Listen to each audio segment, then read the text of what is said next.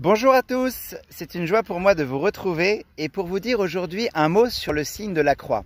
Vous savez, ce signe que fait Neymar, Messi, les plus grands joueurs du monde quand ils ont marqué un but, ce signe que les catholiques font pour marquer la présence de Dieu sur eux.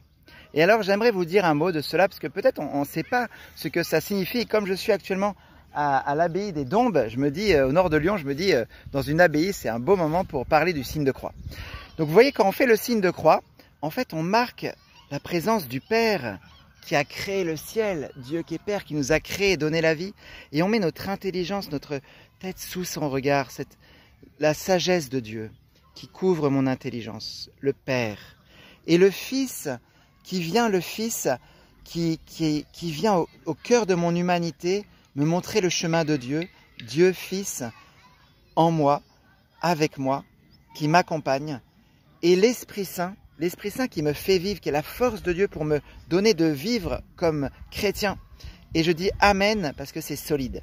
Et on trace sur soi lentement cette croix de la présence de Dieu, Père, Fils et Saint-Esprit, qui nous recouvre et qui est le signe sur nous de la croix. Vous savez que cette croix, c'était un des pires supplices de l'Antiquité. Quand on était sur la croix crucifié avec des clous, on perdait son sang et on mourait d'asphyxie, c'était horrible.